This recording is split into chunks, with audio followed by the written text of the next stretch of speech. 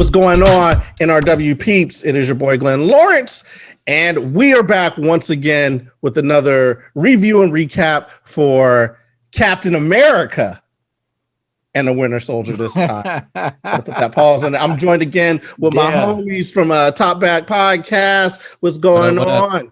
What up?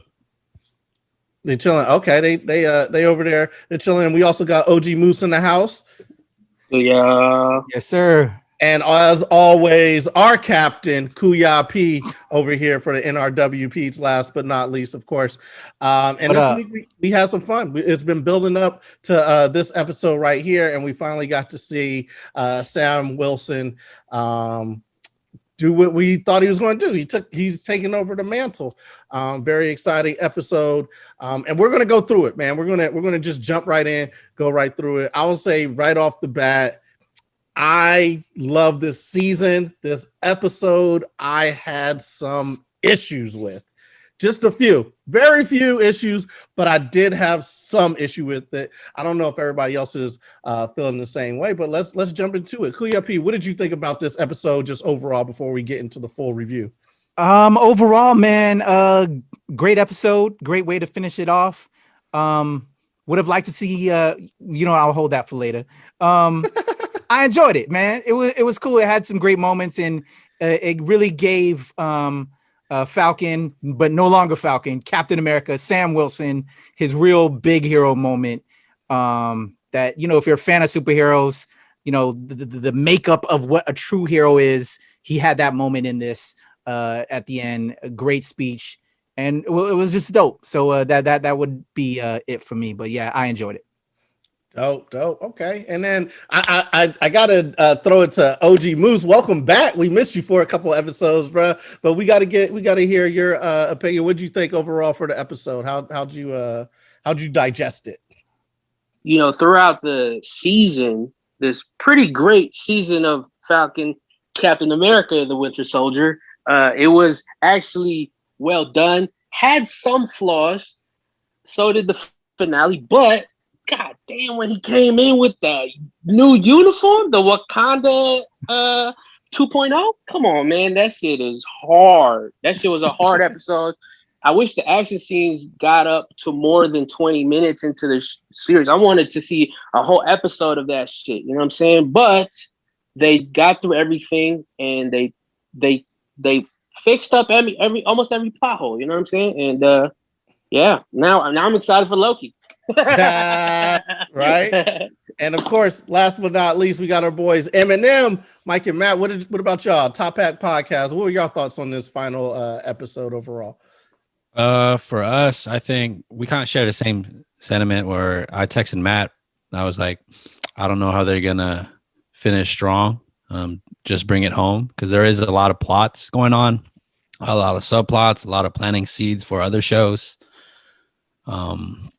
But yeah, I want to blame social media, because they kind of ruined the suit for me. Yeah, same. Some folks didn't wait till Monday; they just posted it as soon as they saw it. I'm like, damn. But I think just because we doubted this show last year, I think now we can just like shut up now, because just trust in Feige. That's what I'm saying with all these Disney Plus and shows. Kevin, we trust, bro. So I'm gonna be a party pooper. I say this is the weakest episode by far, by a landslide, the weakest episode. But it had a lot of good moments, so I'll save my thoughts for later. But yeah. Well, I mean, I can't say that I disagree because I was feeling it. And the first thing that I noticed in this episode is, well, since we have so much to cover, we're just going to fast forward. So they just like fast forward to like the conflict already happened. I'm like, yo, they just took over the thing. How the cops already out there? How they got a whole perimeter and the news and everything. But then when you go inside, it looks like they're still kind of corralling people. You know what I mean? So it was kind of like a weird.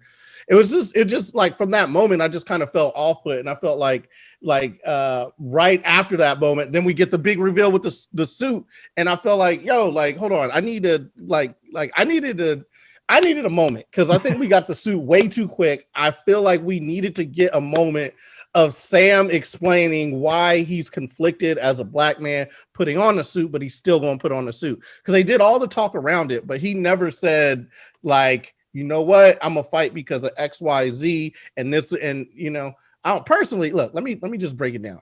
This is getting a little bit into what Glenn wanted, because you know I wanted the vibranium suit. What I wanted was the suit to be black, to have it's just black, and then Sam Wilson has to decide what colors to put on it, and that's the point where he gets to make the decision of like I'm going to represent this because XYZ and you know whatever the reason is. I personally should have been a writer, Glenn. That's much better.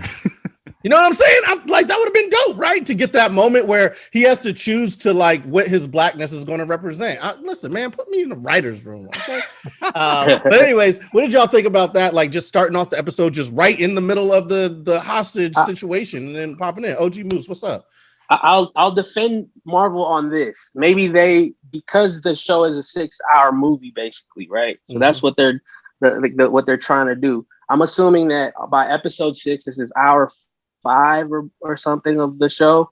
They probably like, all right, let's jump into the action, because the last episode, that's where they were ending off on. So maybe that's why the suit came in, because it's episode 6. This is it. This is the fight scene. You know what I'm saying? Right. And then they came in with his new suit, which they introduced at the end of episode 5 with the new box. Like, oh shit, what is this? It's, you know what I'm saying, the Wakanda 3.0, 4.0 of the suit, and it's an ode to the comic books, right? Because it's pretty accurate to what the comic book suit look like. It's bright, and I'm assuming maybe down the road because they're having the new Captain America movie, right, starring Anthony Mackie and the writer of this show, the showrunner of this show, back, Malcolm and Spellman.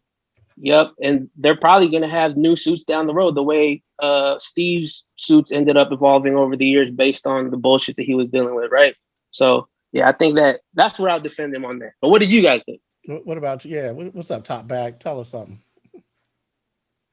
Well, that suit, the wings are sick. I don't know, like, I don't want to jump too far ahead, but the way that vibranium wings protected from that helicopter, I was like, oh shit, this is the shield like cherry on top. Yeah. The colorway was dope, and I loved how I will say this. I like how his first fight in that suit was with George St. Pierre, GSP. Yeah, because that suit, when I saw it, I was like, this looks just like the Winter Soldier outfit that Steve Rogers had. So it was that cool introduction to that suit. First fight, kind of like similar dialogue where he was speaking French to him. But yeah, we're watching it right now too. Like, you watching the wings are like super dope, man. I think like later in the episode when he looks like came down, he looked like an angel. I was like, this is sick. He looked like an angel. Yeah. What about you, Matt? I'm kind of okay. We're watching it right now. I love the way it looks. I think it's a great representation from the comic books, like the colors and everything. Sam looks good in it, but I'm disappointed because it's supposed to be Wakandan, like a suit from Wakanda. I expected it to be a little bit more high tech. I don't know if that makes sense, because the actual suit itself looks like Steve Rogers' suit again, but colored differently. So and the wings, I'm assuming they're vibranium. Red wing though. Huh? You do got the red wing though. Yeah, you do. Red wing. he got two red wings. Yeah, but I don't know. It's just like I wanted to just hit a little bit harder, but I think it looks good. It looks really good, especially with the way Sam is utilizing the shield now with it. I think it's and really the booster. Yeah, he used the booster like a Gundam, y'all. I was like, oh shit. Right. That joint is dope. Like he's getting good with that shield too. He's throwing it around. He's learning how to control it. So it's pretty dope. I like it. Yeah, man. What about you, Kuyapi? What were your thoughts on that intro there?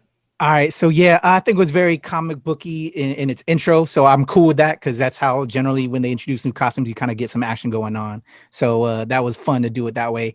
Very comic book accurate. It looked good, but I got to echo everybody else, especially the top back cats. I expected more with Wakanda influence, you know what I'm saying? And like you as well, you were with the idea that you had, Glenn, where you wanted to be black and then him choose. So yeah. Overall, though, they're trying to show love to the comic books, which it comes from, and they did that, and it looked fly. And we get, additional red wings, and with the way the shield put on it was dope. So I'm cool with it. Yeah. So it starts out, you know what I mean? Like he flies in there, but right before he flies in there, we get a peep of our bad for the season, which is Carly Morgenthau, and she is like waiting for Sam to get there. She like radios in. I almost forgot to say the episode is One World, One People, and we get to see how all these people have kind of intertwined and they're following the cause. Of the flag smashers, and we don't actually get an idea of what their plan is for this situation. I mean, we do get an idea, like her plan is like, well, we just want to stop the vote, so I guess we just kill them now. It's like, whoa, that's a little like no negotiation or nothing. She's just like, nah, we gotta out them. So that was wild. But we also get to see Sharon Carter in this episode as she comes in. And again, we get Bucky coming in. Again, I just thought it was like real quick. Like everybody came from Madripoor or wherever, all their sides of the world, and they all met there like immediately. Like Sharon's there, Bucky's there, Sam's there. It's like, wasn't you in Louisiana like a couple hours ago? And then was it like just everybody's just there all of a sudden? And we don't get no like, I don't know. Personally, I just feel like there was time, like actual chronological time for us to get that scene of Sam putting the wings together. But yeah, so there's the fight with Batroc. I don't know. I don't know. I'm at a loss because there's so much I want to say, but I don't want to shit on the episode because I was very happy about. Gotta be real. That's why we're doing this review, man. Let's get into it. I don't know. I love how he came in with the suit, but issues. Anyways, we'll get to it. So basically, they round up all the attendees of the GRC thing. They wait for Sam to get there, and then they start throwing out smoke bombs and kind of corralling them so they could all get them into a truck and lock them up. And so at that point, Sam's like breaking in. He's fighting Batroc. And then what happened after that? Wait, somebody help me out. What happened? What was the right after they all got corralled in there and he had fought? Oh, the helicopter. Oh, that's right. The helicopter. We got the fight scene in the air. So the fight scene on the ground was dope, but the helicopter, the fight scene in the air showed all the wingsuits capabilities, man. What'd y'all think of the new capabilities, including Red Wing and the AI and all that? Yeah, help me out, Kuya P. What'd you think about that? I thought it was dope. That I guess is where we see more of the Wakandan technology that I wanted to kind of see also within the suit, but I guess we'll just get the extra tech. Thought it was dope. I love the part where as they're trying to find out how they're going to stop this situation, he looks to see who has flight capability, who's a pilot capability. So they're instantly able to like hit Skynet, if you will, or really Wakanda net, and find out who identified the people in the helicopter, found out that this one lady has pilot skills because he's going to take out the pilot in order to stop the situation. She had a Philippine Air Force background. Yeah. Did I was like, oh, shit. Yeah. Oh, shit. I was like, oh, what? We got some Air Force background. We got a veteran here, bro. Yo, we had a T-top for real. Yeah. Oh, a Ninang. She's the Ninang, you know what I'm saying? Kuya P, I think she's the next guest on your show next week. Hey, show you know process. what? I'm going to have to make that happen, brother. Now that you point that out. Oh, shit. I will look into that. Damn. Okay, now I got to watch the episode again because I missed that. So that's dope as fuck. So, listen, Tita's always ready to jump into action. Like, because I was thinking when he's like, yo, like he tapped into her earpiece or whatever, said, put your headphones in, which by the way, I thought it was very weird to have hostages and then they're just like, their hands are free and they could just like, oh, let me listen to some fucking music or whatever.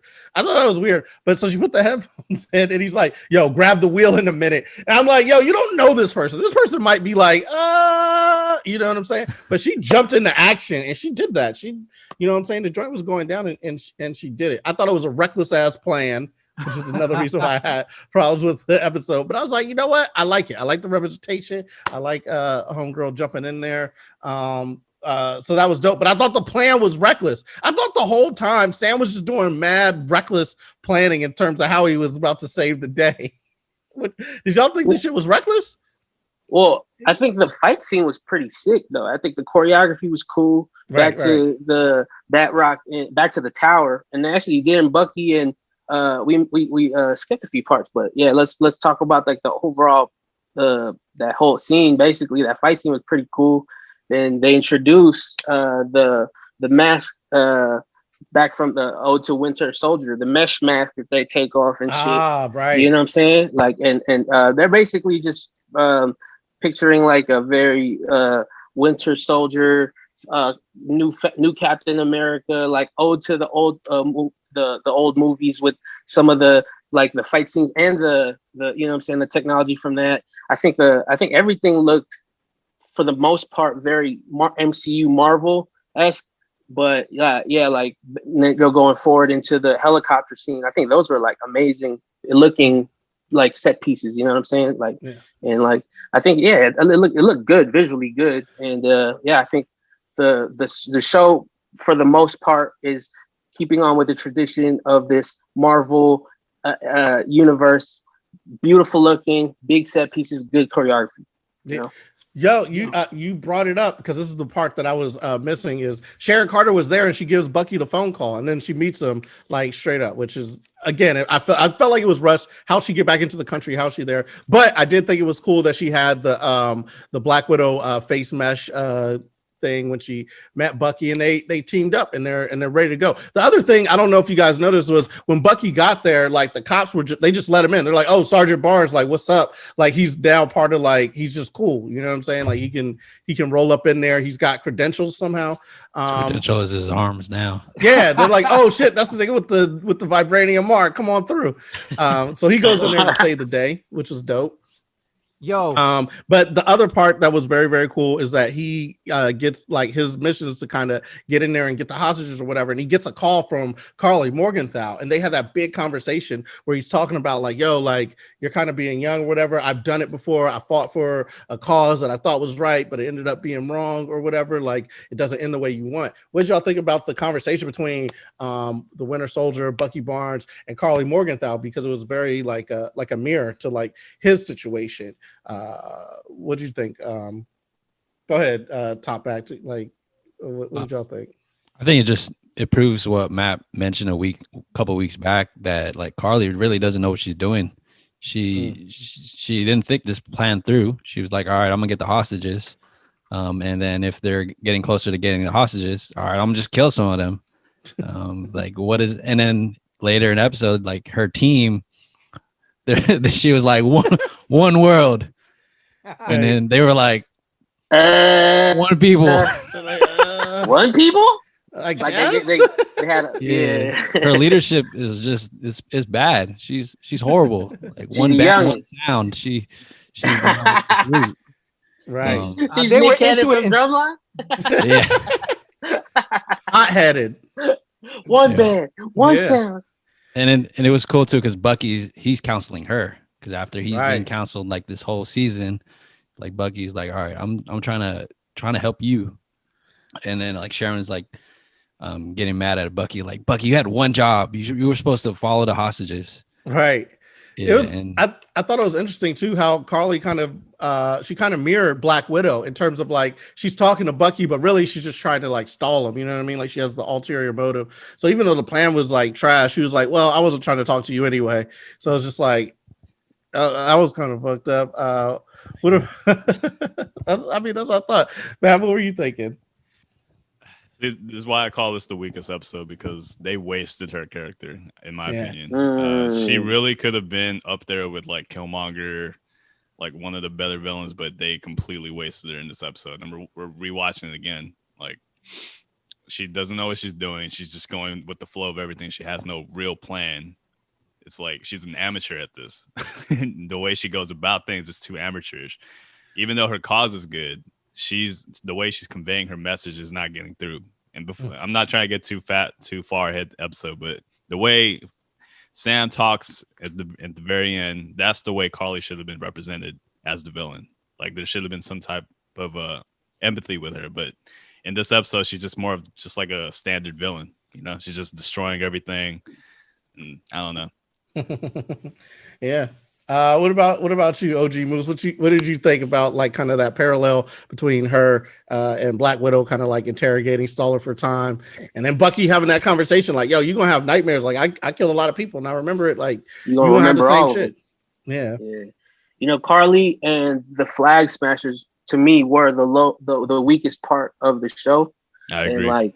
And like the villains that they had to do. I'm assuming, and this is what I'm hearing from all the breakdowns of the show and like the news articles from the past year when they had to rewrite a big part of the show, right? Like it was a whole idea that they kind of took away from the Flag Smasher story because of some viral like storyline. So they rewrote it and reshot everything so that they were missing a lot of plots that they originally had.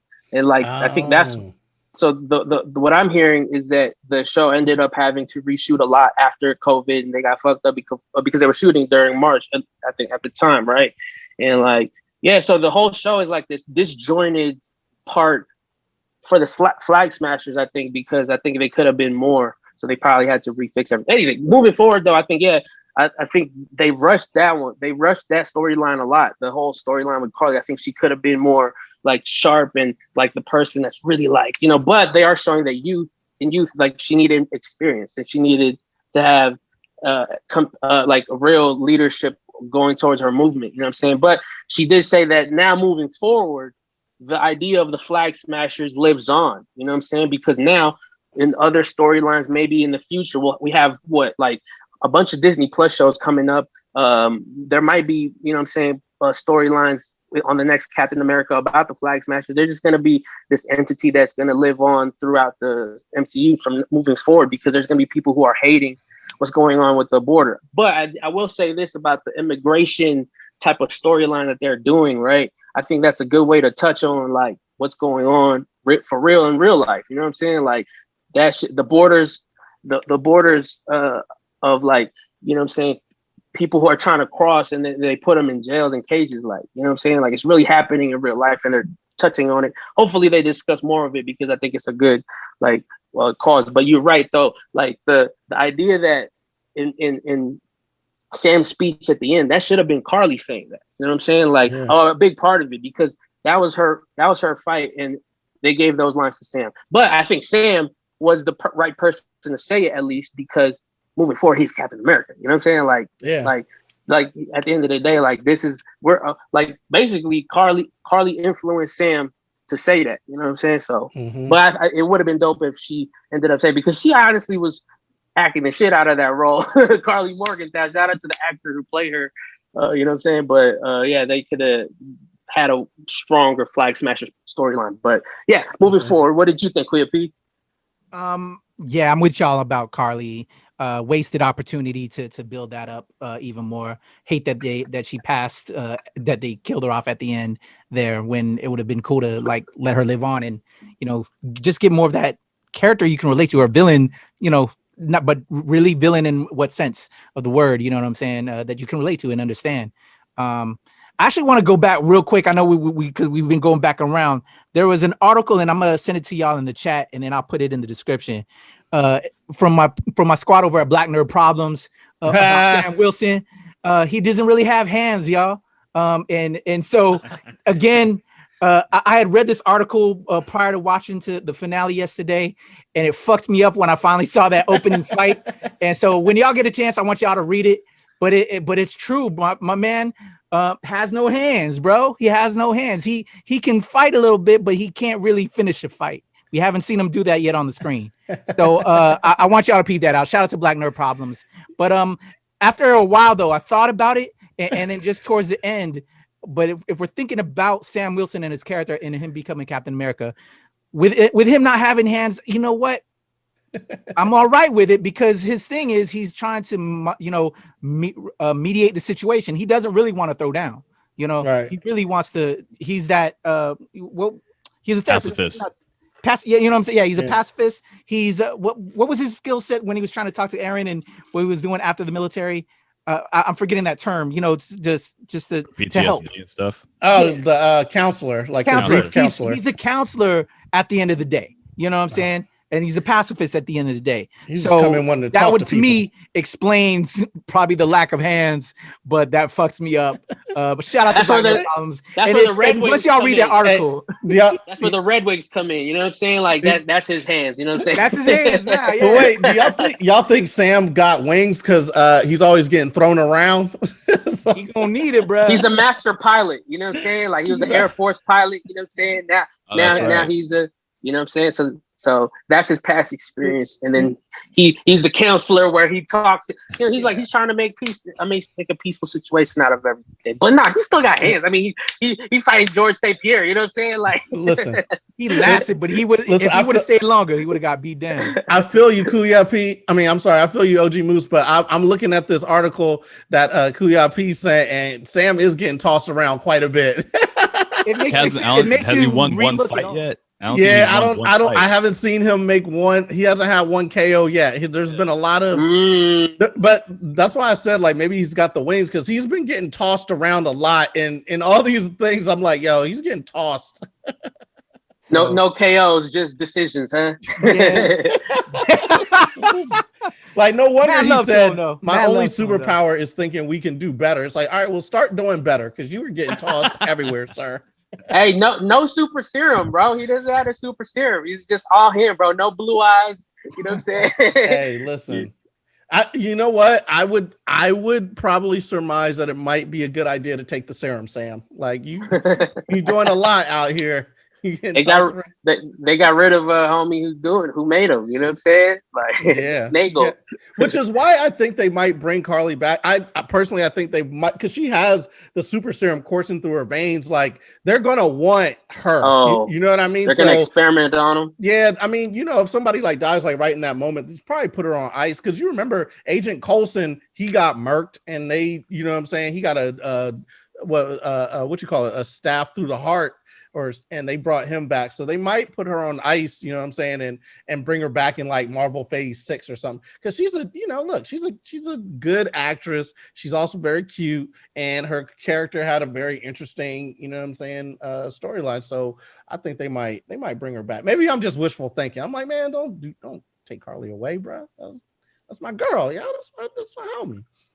But anyways, back into the episode. So as Bucky's trying to save these, shit! Before Bucky tried to save like the one driver of the hostages, he's like going to get the armored car, and then he runs into Sharon, and she uses her little spy techniques, and I thought she was putting a tracker on him.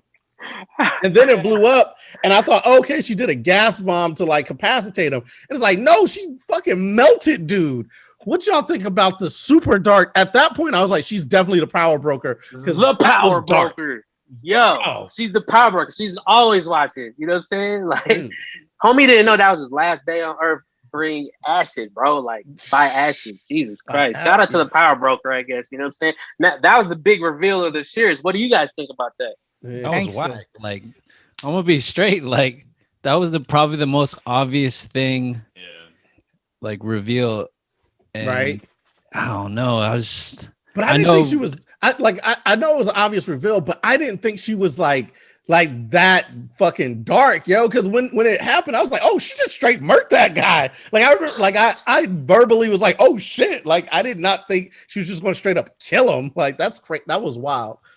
Yeah, I think with her, I would have been fine if she was just back in Madripoor, just watching everything. I didn't really want her in the final fight. I would have wanted like Carly versus John Walker versus with Sam. Like that would have been the best thing. Like just the way they revealed, like, oh, Carly, you were come back home, come work for me. And I know she was like, I don't know how to explain it, but I was just like, dude, like, no fucking way, really? You're the power broker? And I thought it was gonna be a dude, like, because it kind of was like inconsistent now. Because Zemo was like, yeah, I'd known him quite a while back, and it was a dude or whatever. I don't know. I didn't really want Sharon Carter that much involved there. Wait, so Zemo said that he knew the power broker? Yeah, he said he knew the power broker back in Madripoor, like a while back. Interesting. Okay. Yeah. So I don't know. I know Sharon Carter's just setting up for the other shows, but I wanted to focus on this show. Right. I agree with Mike. 100%. I thought her reveal was really anticlimactic. Like, it was predictable, kind of. Yeah. But yeah, it's like. And GSP came in and like, you're gonna pay me 4 times, and you're gonna pay me 4 times more. Like oh, okay. Yeah. All right. Power broker. Like. Here's the thing about Sharon Carter's character. I'm kind of confused. I don't know if it's me or if it's the show's problem for not giving the information, but the gap in between Civil War and Falcon and Soldier is supposed to be 10 years, right? So, or 5 years. Like that. Yeah. Okay. So during that time, she's been through a lot of stuff. So she became the power broker at some point. I didn't feel like. I'm trying to figure out where her turn was. Like she was for like she was very patriotic in the very beginning, but then something flipped inside of her to make her this like I don't know. She was on the run. She was on the run after Civil War. War. So for years, I think, right? I think that's what the story would be that she couldn't get back to her family. She couldn't come back home, and I'm assuming that in those years. She fucking became an art dealer. Right. But I'm trying to figure out, like, because this is a complete 180. It's not even just like I'm trying to get back into the country. Like I'm trying to become this like big person in the whole world. I'm trying to be super powerful and super rich.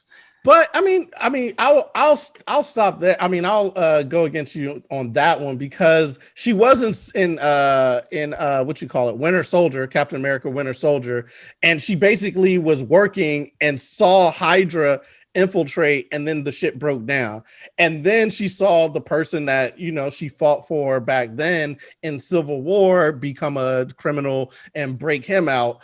And I feel like I don't think it's that. I think I could see her turn and being like, man, fuck all this stuff.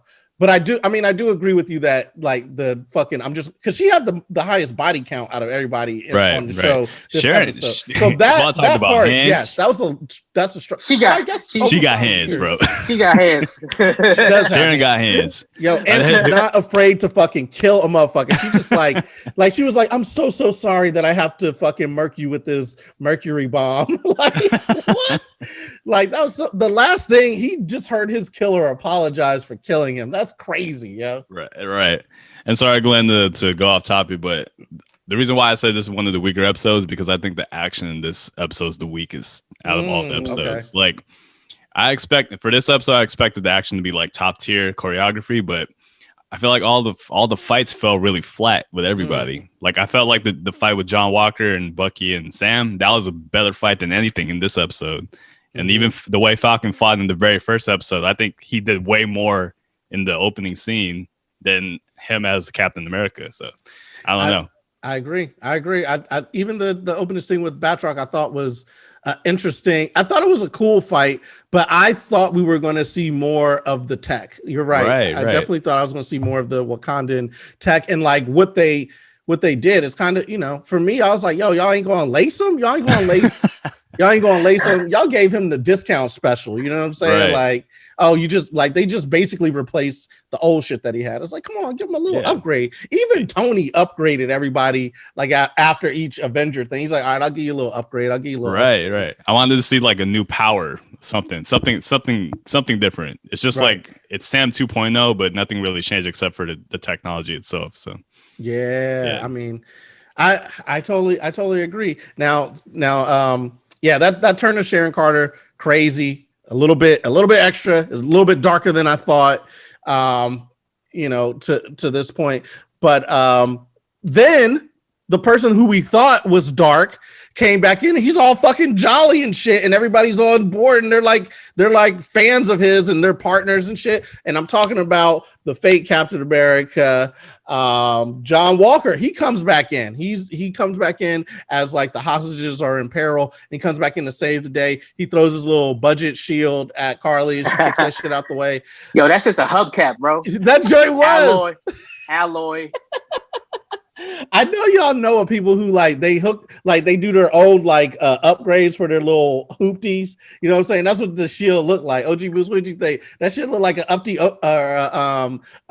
upgrade or whatever. Shit was all rinky dink. The funniest thing about John Walker is that basically he's becoming the U.S. agent, right? And I think one thing that the series had a pretty cool imagery of is that this guy is like this out of control. He has some anger management issues, and he's like now he's a super serum. So it's like it's very U.S. agent of them to.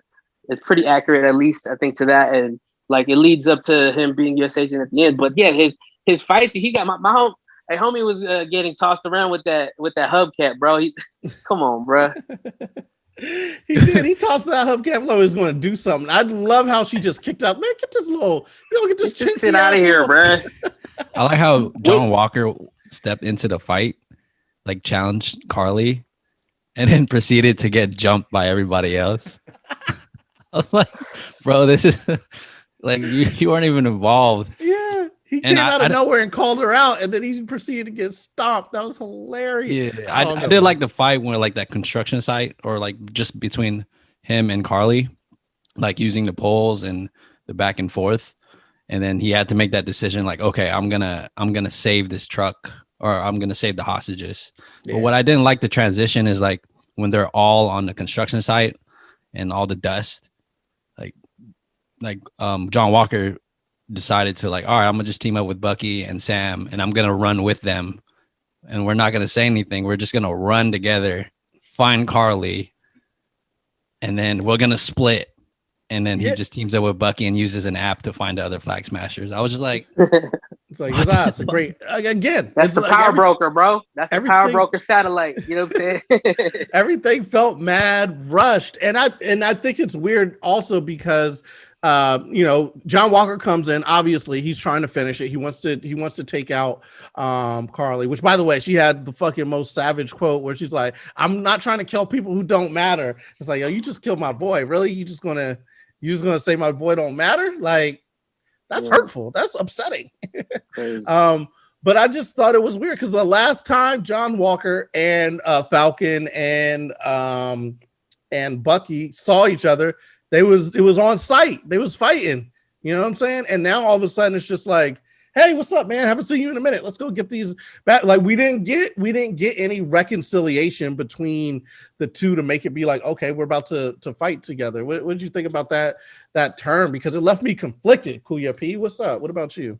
My biggest problem with this fucking episode, dog, that made absolutely no sense. I hated that shit. I was like, it should have been on site with that motherfucker. Like as soon as he walked in and they was cool with everything.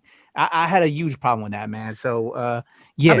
I know that Sam and not to jump in, but to jump in. Look, I don't think like Sam and Bucky, I don't feel like would have a problem with him. You know what I'm saying? Because they're like, fuck it, we got the show. But I feel like he would come for like, give me my shield, and I'm trying to like. I feel like he would have came like guns blazing for everybody. You know what I'm saying? That's what I wanted to see, because you've already showed him to have this rage monster and all this, but he comes back and he's like super, like that ass whipping really chilled him the fuck out. Like sometimes you get your ass whipping, you like, yo, I don't want no smoke with you anymore. I just want to be friends. And that's the energy he came through with it. I was very confused. That's also what they did, but it made absolutely no sense. It was whack. It made, he's a traitor. He's an evil dude, and he had revenge on his mind, at least how they presented the last episode. So to come back and you want to just team up with everybody and then everybody just be cool with it, come on now. That's where I think because they had a shared enemy, right? Carly, right. That is who they were all trying to go after. Maybe because of the shared enemy, they had to. But also, we have to think too. Like Val is now like telling him what to do. You know what I'm saying? The reveal of Elaine. I don't know if Elaine from Friends. What's her name? The actress who plays Julia Louis-Dreyfus. Yeah. From Seinfeld. Seinfeld. Yeah. Right. So with her as the you said Friends. He's like one of the white shows. One of the white shows. Yes, one of the white shows. Another white show. No, but yeah, like, maybe she's advising John Walker, like, hey, bro, like, go out there, give your best. You know what I'm saying? Get back to the fucking thing, because apparently, she's on to something, right? Like whatever she's up to. And then, so John Walker is now the U.S. agent. You know what I'm saying? He's not Captain America. He's not gonna get the shield back, but now he has a super serum. So what show is he gonna be on next on Disney Plus? You know what I mean? Right. Absolutely. But yeah, I mean, I get what you're saying. I just think it's very weird because, like not only would he blame Carly, you know what I'm saying? Like wouldn't he blame Sam and Bucky too? Because they were there too. Like, you know what I'm saying? Broke his arm. Yeah, like they broke his arm, you know, after the fight. Andy lost his boy. Like, I feel like I don't feel like he would come through like, oh, it's all good. Like, we're all buddy. You know what I'm saying? I feel like I felt like there should have been like some rage directed towards them. So if I was writing the episode, I would need to have John Walker come through angry at all of them, trying to fight everybody to get his name back. Like, I don't give a fuck. I'm taking the shield back from you, and I'm gonna beat Carly, and I'm trying to get like, that's what I wanted to see from him. But it came back like, hey man, I'm here and everybody's my friend. I don't know, real yeah, weird. Like, and to add to that point, it's like you've seen Sam with this Captain America suit, this new suit, assuming the Captain America role that you just lost. Like, you wouldn't feel some type of way about it. Like, you have some sort of feelings towards everybody, but the way it ended, he was just buddy with Bucky making a joke. I was like, that typical Marvel banter, but I was like, there's no transition into that. Yeah. I mean, although that is how we kind of want, you know, that's what we want white folk to do. It's like, listen, it's ours now. Just be cool with it. Like, so it's like, that's what we want. But at the same time, I'm like, yo, I kind of want to transition to like, you know what I'm saying, to see it. What's up, Matt? Yeah. Oh, so we're watching the episode right now. I think the problem with this episode is pretty much they're trying to balance too many characters at once. Like, we're watching this right now. There's so many interactions with all the 5 main characters. It's Sam, Bucky, John Walker, Sharon and Carly. They're all having their like own little agendas, and they don't know how to balance each other out. Because Sam's trying to control Carly. Carly is trying to do her own thing. John's after Carly. Bucky's kind of just there. I don't even know what's happening anymore.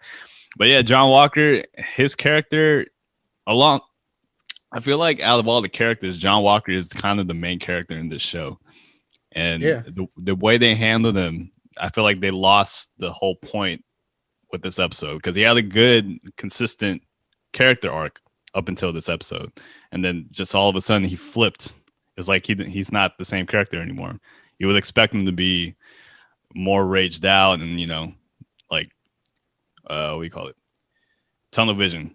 Yeah. But all of a sudden he has a change of heart for whatever reason. It's like, I'm just gonna team up with everybody, and then you know why it's also kind of an issue is because when you have that turn, when Carly, which by the way, I thought it was dope how she pushed that concrete cinder block, just like shouldered it out the way, like, hold on, let me get this out the way real quick. But when she pushed that cinder block out the way and then pushed the truck off the edge, when you get that turn from John being like going after her to saving the truck, it didn't feel earned because he's already like mad cool, like he's chill at this point. So yeah, obviously he's going to be level-headed and save the thing. If they would have made him like more rageful, where he's just like going after Sam, going after Bucky, going after Carly, just like rage all the way through, and then he like turns it off to save the truck and remember who he was, then I feel like that there's a little bit more connection there of like, oh, okay, he's like turning it off.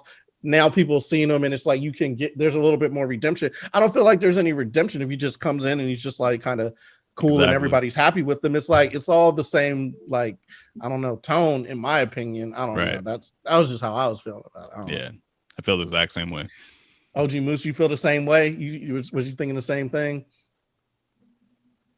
I think they did a good job of like introducing all the characters, giving them a storyline arc that probably will lead to the next series. You know what I'm saying? Like, I think that's what Marvel and Kevin Feige are all about, the bigger picture. And, you know, personally, I can't wait for Loki, because the flag smasher storyline was what kind of, oh, you know what, I'm ready to move on. Let's get to it. That's what I was trying to get to with this series. You know what I'm saying? But, you know, I think, let's start talking about motherfucking, you know, saying the scene after the fights, right? Because they started introducing everyone's like resolutions, right? After that. I was go ahead. I was gonna say, like, after like Carly dies, and then we go into the Sam's big speech. Sam's big speech, bro. Sam's big speech was like, Glenn, I said it last week. Isaiah was gonna be watching, right? Right, you was right. I thought, when he popped up and he's watching on TV, I thought immediately of you. I was like, oh, wow, that shit. That's thought hilarious. The same thing too, But I like that speech because he nailed it. He was like, "How can y'all make decisions for folks that are not even in the same room as you? Like, how can you feel for these people that are suffering if you've never suffered too?" I thought I was just like, yo, like, fucking senator, like, you're making all these decisions, and this is why Carly died. This is why she died. Yeah, y'all. I thought it was dope that he pointed out. Yeah, I thought it was dope that he pointed out, like, this young girl, she was willing to just die for this cause. Why do you think that is? Like, you know what I'm saying? Like, put yourself in their shoes. Like, why do you think that is? Y'all are making decisions without them. Did y'all even feel anything when Carly died? That's my question. Yeah, it was. I felt annoyed because I was like, y'all are wasting a good character. Like, I didn't feel sad for her. I felt more annoyed, and I thought it was like didn't Sam have comms? Like, wouldn't he have heard the power broker, like, murking her like that? You know what I'm saying? Like, because he came right in right after she had gotten shot. Like I thought it was, I thought maybe he might have, like, was he going to see something? But that's a whole other scene where the power broker and Carly have that discussion, which we kind of touched on a little bit earlier, when we were talking about Carly's character arc. I only asked that because I think OG Moose said earlier, the Flag Smashers kind of, it supposedly became much bigger than them, right? But for me, I didn't feel any of the impact from Carly or the Flag Smashers. Like, their cause, I don't think that it's gonna expand larger than them, like, I kind of forgot their whole goal here. One man. Right. You know what? They're anti-nationalists. I get that, but I feel You're like 100% right. You're 100% right. You forget, like, their whole point, because at a certain point they forget it. Right. Yeah. And they're just like, let's just kill everybody. It, like, gets real cartoony. You know what I'm saying? Yeah. So what is the impact after this? Especially later, because the rest of the Flag Smashers died too, right? In the truck. Yeah. Butler did it. The Butler did it. Yeah. So that was interesting. Zemo's Butler, dog. Oh my god. That was mad interesting because they almost save all of the Flag Smashers. They all get arrested. Which, by the way, when all the cops came in, I'm like, yo, these are super soldiers. They didn't just, you know what I'm saying? Like, I don't know. I felt like they might have tried something. They might have tried it, but they didn't. They get taken away, and then there's the sniper. The dude shoots and blows up the truck, and I forgot who that dude was. Like, I'm glad they showed the little clip of Zemo, because I was like, who the fuck was that? Like, who the fuck is that? I thought it was fucking one of these Illuminati dudes. I was like, who the fuck is that guy? Where'd he come from? But it was that was a cool, interesting point. But that means all the super soldiers are gone, because Carly's gone and all the super soldiers are gone, taken out by Zemo. Right. So what are the Flag Smashers after this? Right. But I mean, maybe they'll live on. But also, Val was like, maybe I did it though, or maybe I didn't. I don't know. I might be. I don't know. What did y'all think about Val's character in the Madam Hydra, which they're not calling her right now, but who she is? What did y'all think about her little cameos from last episode and this episode? So I heard she's supposed to be in Black Widow too. Yeah, that's what I heard. Right? Mm-hmm. Yeah, she's in it. So that's why I wish they released it like it was supposed to, because I feel like I'm missing something here with her character. She kind of just came out of nowhere in episode 5. So I don't know anything about her character either from the comic books. Kuya P, is she in there? Wait, in the comic books? Yeah. Oh yeah, definitely. Yeah. Like, so what's her character in the comic books? But you're right though. Like, she's just that connection with, Shield is always against Hydra. She's kind of like their ringleader, female character or whatever. But you're on point with that. They created confusion by not putting out Black Widow and just how they kind of did all this. So you're right. You're on point with what they did. So you're not lost, bro. It's on point. It could have been a lot more known if they fleshed out. Exactly. Yeah. Another problematic part of this whole show. Because when you think about it, is there a consistent writer for the show, or is every episode directed and written differently? Do you guys know? Well, I think Malcolm Spellman is get the main credit for Falcon and Winter Soldier for this, but and he's also going to be doing Captain America 4 now after the success of this. There's a 4 now. Yeah, Captain America 4 now. They put it on the slate. yeah, that's the plate. Yeah, because we had Winter Soldier, Captain America: First Avenger, Winter Soldier, and I'm missing one, and Civil War. Yeah. So it'll be Captain America 4 for the next joint. So, but yeah, no, you're on point. Just it created confusion, and having now seen this, not to rush towards the end of this, but I think they could have came out with this before WandaVision, but having them change all the slate because they were worried about confusion, I think it still would have made sense. I think they actually created more confusion to a degree, but I don't know about you guys, but that's I don't know.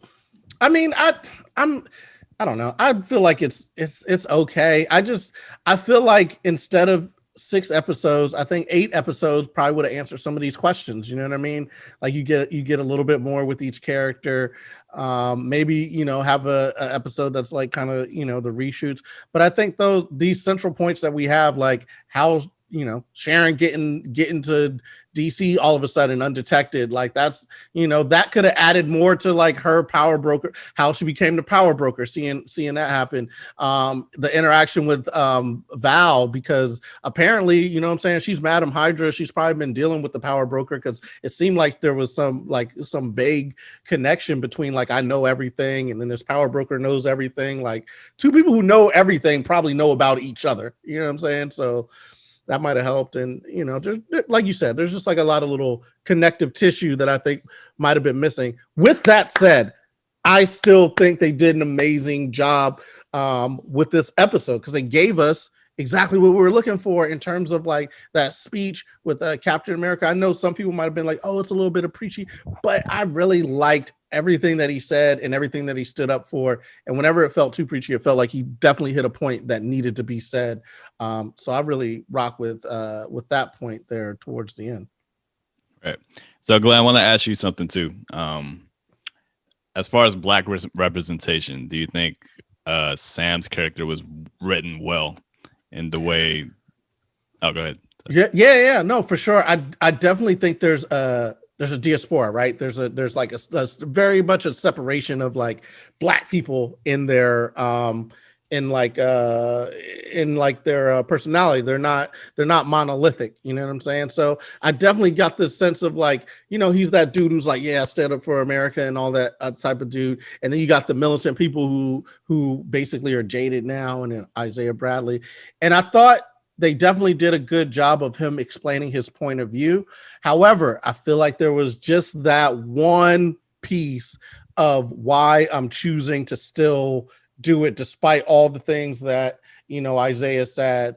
I mean, he had the conversation with his sister, but you never get to hear Sam be like, listen, I mean, my personal opinion is, I think the ideas that America was founded on, regardless of who the founding father were and all this other stuff, those ideas are something that everyone has looked to throughout history. All cultures, this is why America is the melting pot. People want to come here because those ideals, I think, stand up and they are central to humanity. And I think Sam's saying that, my superpower is thinking that we can do better.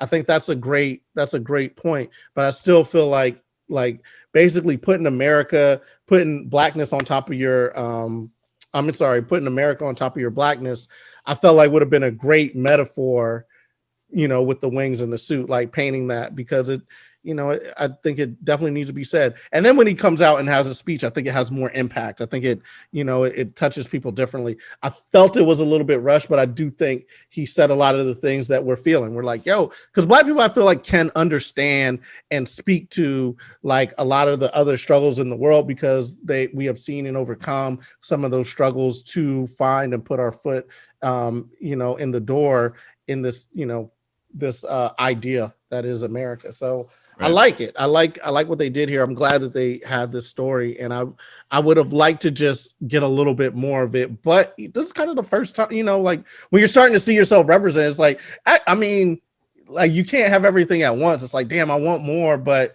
it's crazy that they actually went for it, bro. It's a good starting point. Yeah. Great starting what would have point. made this episode really good too? When Sam was making that speech and all the colored people were watching on TV, where the fuck was Don Cheadle at, bro? Yeah, I wanted him to fucking show up as Iron Patriot at some point or something. Like, why did he not? Where was he? Clearly, there's a lot of shit going. This seems like right up Iron Patriot's alley. Right, you know what I'm a saying? national breach, and he's not even. Yeah, what was he? Where's He was on War Machine vacation at? or some shit. He had to be. Because he was in the first episode. I thought he was going to come back at the very end, but. And he also said we'll be in touch, right? Like, yeah. So you think? Didn't he say we'll be in touch? Like, wasn't that a? I don't know. But yeah, man, I think it was well done. And you can't ask for everything, you know what I'm saying? Unless I was in the writer's room, which, Marvel, if you know what I'm saying, you need to look. I'm telling you, listen, I did a Game of Thrones recap for how season 8 should have went. I did a recap for what you should have did with this. I'm telling you, the ideas I got are amazing. They make the scenes a little bit better logistically. I don't know if we could do it, but I definitely think they spoke on a lot of issues. And what did y'all think? You know what I mean? Because like the Black struggle is different than struggles that other people of color face. But what did y'all think in terms of seeing Sam Wilson, Captain America, kind of speak for the troubles that people of color all over the world have? What did y'all think about that? Y'all want to go first? Yeah, whoever. Okay. I think having Sam as the new Captain America being Black, I think that's the perfect representation for that kind of message, especially on the worldwide stage. I think that was very intentional. The writers, they had that in mind probably from the very beginning, that Sam was going to give this speech at the end of the show. The way he conveyed the message I think it could have hit a little bit harder, especially with Anthony Mackie's performance. I think he could have dug it a little harder with his performance, but the words were what mattered. So I think, yeah. John Walker's like this. Yeah, right. Which was odd. But OG Moose, what did you think about that representation and Sam Wilson speaking kind of for people of color all over? Yeah, man. Like his fight is for everyone for the most part, because everyone's been has gone through a lot of bullshit. You know what I'm saying? And like it speaks to this classism that's plagued, racism that's plagued, like, you know what I'm saying? Like at the end of it all, power and money control everything. And like everyone else is just trying to live under that, you know what I'm saying? So like that's what the whole theme of the show was, that like we're seeing what's really going on out here in the world, you know what I mean? There's bullshit everywhere. Like there's people in power that are not doing anything with it, you know what I'm saying? And like we're all just you know what I'm saying, like having to deal with that. So I think what they did was, with this show at least, a lot of the representation they did. I mean, shit, they put on for Asians and like people of like island descent too. You know what I'm saying? Talking about like Filipinos, and with the Filipino song in episode was it 3 when they went to Madripoor, that was a Filipino song that, you know what I'm saying, like the knock was it Yori and his character, and like so shout out to Malcolm Spellman and like everybody just speaking for what's really going on in the world right now. Like they wrote pretty accurately about what's going on in the world. Yeah, man. Kuya P, what are your thoughts, man? I'm with everybody with what everybody's saying, and yeah, I'd love to see it. You love to see it. You know how I like that phrase. You love to see it. So I thought it was really well done, and shout out to Malcolm Spellman and his creative team. Let's also not forget Torres, his partner. So we're gonna get a Hispanic Falcon soon now to take over the Falcon mantle. So that's beautiful to see. And yeah, because representation matters. And going back to earlier in our conversation, because y'all pointed out that the thing that I miss with the Filipinos member of the GRC. Shout out to Jane Rumbua. I actually just hit her up just now while we were all talking. So hopefully I will have her as another episode of the Show Pal Show. So nice. I appreciate Top Back and y'all letting me know. So yeah, OG pointed out. OG pointed it out. Yeah. Okay, Moose. Thank you, Moose. So shout out to Jane Rumbua. Hopefully I'll have her on, but love that representation, man, because as we all know, we're all people of color right here, and it matters. It helps us see ourselves outside of the boxes and the labels that they put us in. So it's good to know we can be more than the boxes. So appreciate that. Yeah, for sure, man. They did a lot. This whole series did a lot, and it spoke towards issues, especially with everything happening currently. You know, with the climate in the country. I'm pretty sure they didn't realize, like, you know, the like George Floyd verdict was going to be that same week that the last episode came out, but it hits at an appropriate time, and you know, it does kind of speak to the question. And something that I've said for a while, I think, you know, the more you allow people in to represent, the better the outcomes, I think, are for the world at large. And I think that is kind of what his message was and what he was hitting at. And I think that's what Marvel has done with the stories that they're telling. They're allowing people to have more of a voice, more of a representation, and you've seen their company thrive. You've seen their storytelling thrive. You've seen these you know, these stories come to fruition, and they're really kind of making a mark on the world through the art. And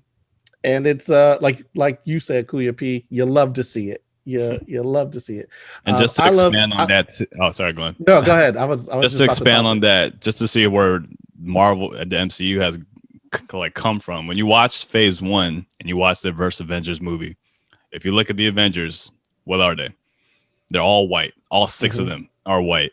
Yeah. So it's nice to see the transition in Phase 4. Finally, we're starting to see more and more people of color, and then Shang-Chi's next too. Yeah. So, you know who doesn't love to see it? Joss Whedon. He did not like that. Woo! Right. Look at it. It's great. My headphones fell off. There was. Yeah. But yeah, man, I don't know. It's dope. I feel like they've done like an amazing job. This episode, I also thought was it was one of the ones that I feel like it was weaker because I wanted so much, but I feel like a lot of people might have liked it, but I wanted so much, and I feel like there's still a little tweak to the story that we could have. But overall, I think they did an amazing job. The episode closes out with Power Broker killing Carly. And then her dying in Sam's hands, which I think makes his speech at the end even more kind of powerful. And it's interesting. So the episode closes, it wraps up, you know, they kind of save the GRC members. They give that big speech. But also we get to see U.S. agent. He's back. He's changing into his new costume or whatever. And he comes out and he's all like Sice, which I think kind of hit on his kind of character in the comic book, how he's kind of like, yay, I'm U.S. agent or whatever. I thought that was interesting. What did y'all think of that reveal where he gets like here's one thing right before I get tossing it off. I get annoyed whenever there's a black costume. It's like, ooh, the evil version of, you know what I mean? Like they did it with Superman. It's like his black outfit was not because he was evil. It was just like it was a representation of something different.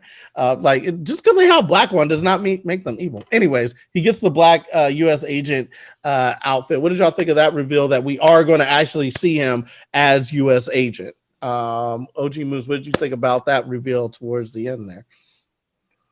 Yeah, he's gonna be like, I personally would hope for like a Thunderbolt situation storyline being introduced. With Thunderbolt Ross gonna be, I think he's gonna be in Black Widow.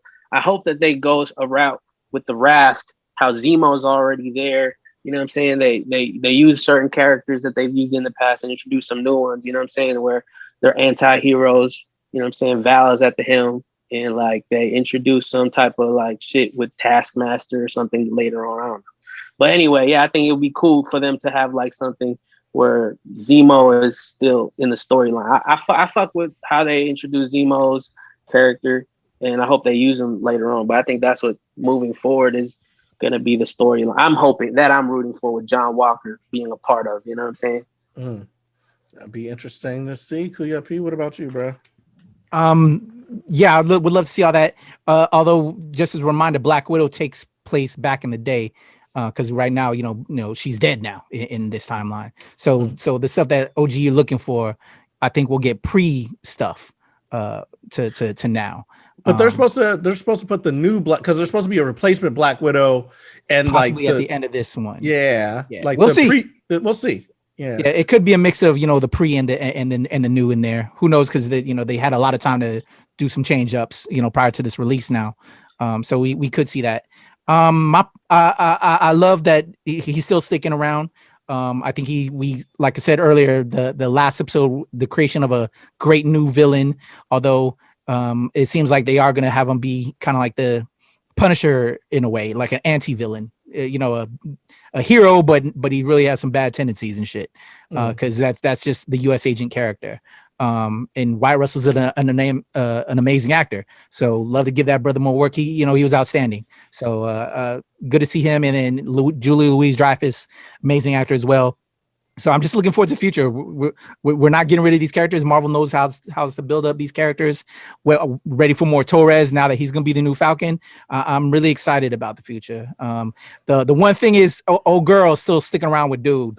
I was about to say that. You know what I'm saying? I got benefits now. They got benefits back. She was smiling. She was mad smiling on the benefits. Dude. I was like, really, girl? Really? That was my thing. Hey. I'm like, come on now. Anyway, so that's me. Top back. What y'all think? I was thinking, I was like, damn, how does Val have access to this courtroom? Like, and then like this is where he's gonna dress up, and then again, Shorty's still with her boy, even though he got a new job, new gig. And then we transitioned to Sharon Carter being in that same courtroom, and she's being pardoned and welcomed back. So I was just like, that was okay. But then she makes some calls, power broker calls. So I think that sets up Armor Wars. So you might see Kung Fu Kenny, Matt. You might see Kung Fu Kenny back. So they're planting seeds there. And then when we wrap up back in Louisiana, we see Bucky like chilling. I and Sarah. I'm telling y'all, I think he's gonna be with Sarah. I know the poll. Everyone's saying Ayo. He brought the cake. That connection. He brought the cake to the barbecue. He was like, "Oh, I'm about to pull up." I know, right? No. Hey, listen, the way he showed up to the barbecue, like you don't show up that happy unless you know what I'm saying. Like you about to try to spit. Like that was the pull up. I got some game to spit. You know what I'm saying? I don't know, man. I thought it was interesting. Here's the interesting thing I thought about the Sharon Carter part where she was getting her pardon.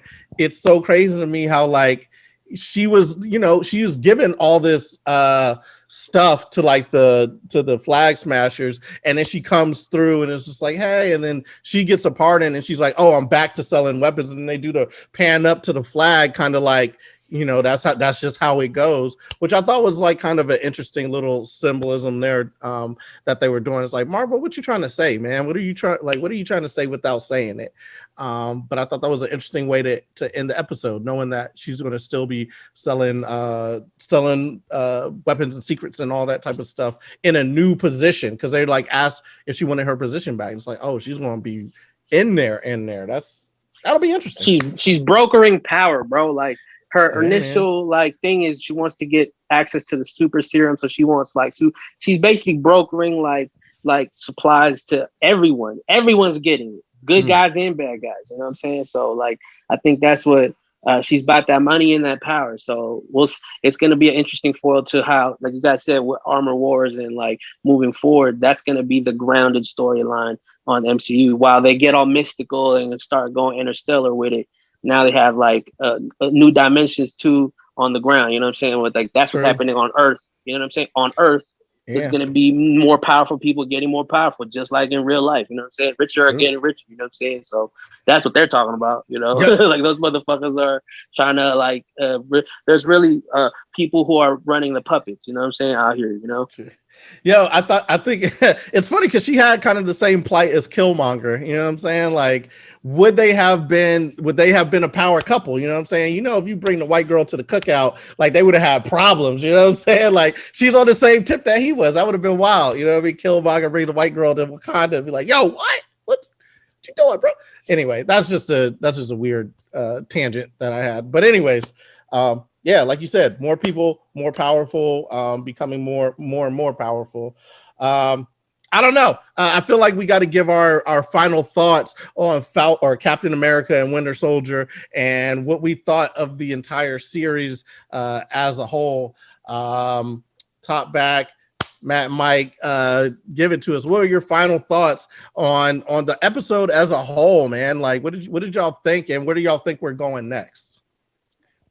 Well, like I said earlier, I think this is the weakest episode of the whole series, but the series as a whole was great.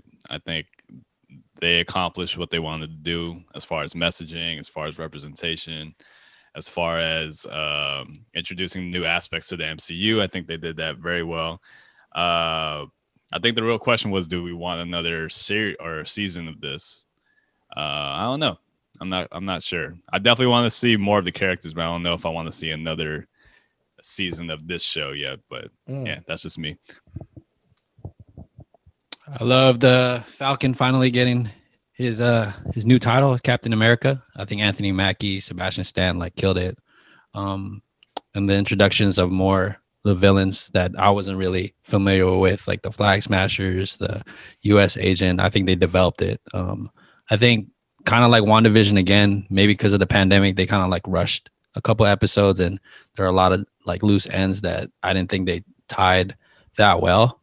But overall, I think just excited for more Disney Plus. Like OG Moose said, I'm juiced for Loki now. Like the way things are trending, Marvel is hit it another home run again. So I will say that this is a great way for Marvel to tell stories now. Instead of just telling them in 2-hour features, now they're going to tell them in 6-hour series. And this is one of those shows, the way WandaVision was, of telling one part of the universe.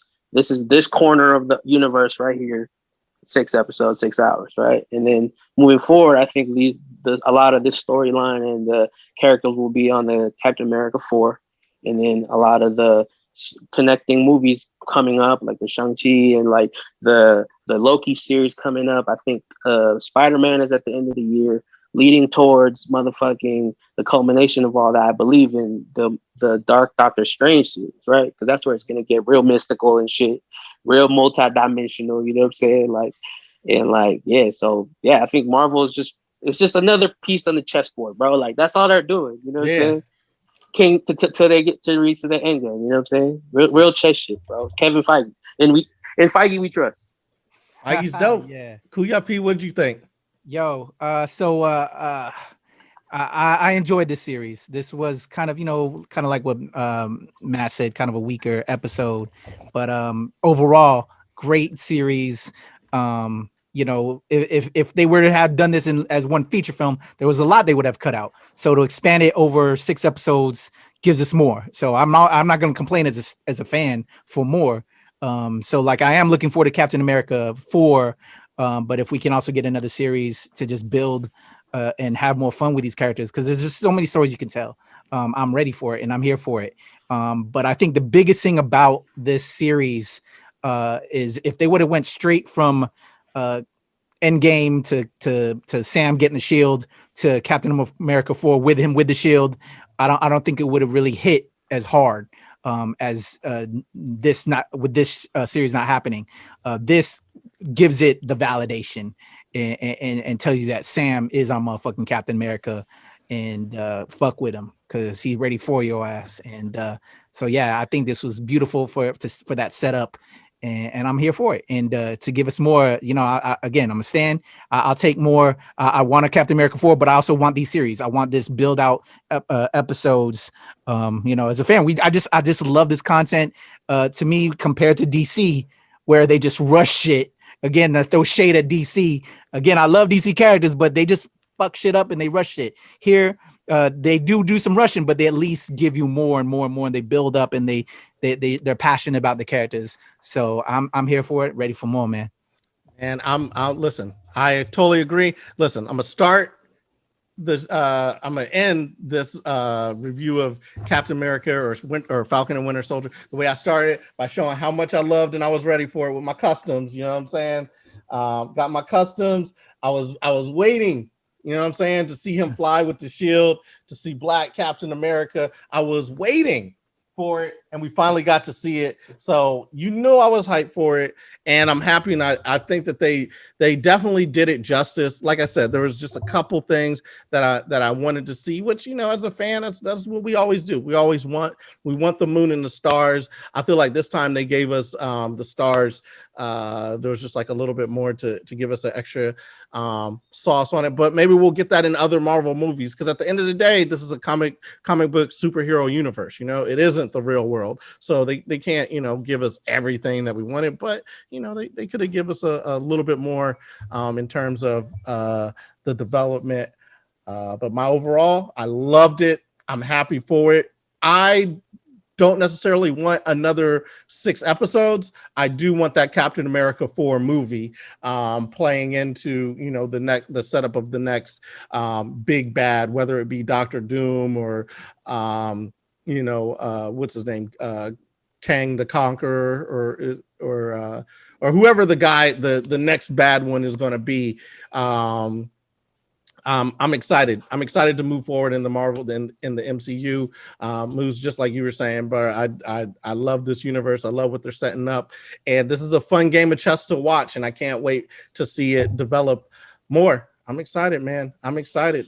So y'all sign off. Tell them where they can find you. Tell them where they can find more of these type of reviews and whatnot, and basically what you're doing in the world. Go ahead. OG Moose, you're back with us, man, like you never left. Tell them where they can find you, bro. You can find me on all social media, OG Moose LV. You can find my music on Spotify, Apple Music, SoundCloud, Bandcamp, all that under OG Moose. Bet. Okay, Top Back, what's up with you guys? Tell them where they can find you. You can find us on YouTube. You can find us on all podcast platforms, and we have the new Mortal Kombat review coming out, so check out for that. Ooh, okay. Finish him. All right. Bet. And Kuya P, fearless leader, our captain. Tell them where they can find you, bro. Hey, man, here at NRW, where nerds rule the world. Hopefully I'll have these cats back, man. You guys are amazing. OG Moose, Top Back Podcast. Would love to have y'all back, man. Maybe Loki, man. Whatever y'all want to do, I'm always down to collab with y'all. This is always a pleasure. So NRW, where nerds rule the world, new release Wednesday at the NRW, and my home site as well, the Nerds of Color, where we spotlight our POC representation over there, and Show Pal Show over there as well. And me at Train since 1977 and at Temple Far East. It's your boy, Kuya P. What's up? How about you, Glenn? Level Up Comedy. Man, Glenn Lawrence, you can find me at levelupcomedy.com. New podcast coming out, Blurred Dad podcast, where I talk about fatherhood and all things fatherhood, as well as nerd culture. Also the Black Irish podcast, where we just 2 friends having a conversation and you're a fly on the wall, and still have that special out, Gotta Say Something, which is still up on YouTube. Got some new things coming out. They should be very, very interesting, so stay tuned. Follow us at Level Up Comedy or Glenn Lawrence Laughs on your Twitters and your YouTubes and your IGs and all that good stuff, man. We've had such a great, amazing time giving you guys these reviews and recaps. We hope you've enjoyed them. Please like and subscribe. Follow us. Hit that bell notification after you do the like and subscribing, so you can get notified every time that we throw something at you, because we're coming to you with all kinds of content, and we can't wait to keep bringing you more. For the fellas, I've been Glenn Lawrence. We've had so much fun. Can't wait. I think we're going to be doing Loki, so stay tuned for that. But in the meantime, just remember, nerds rule the world. NRW. Peace, y'all. Peace.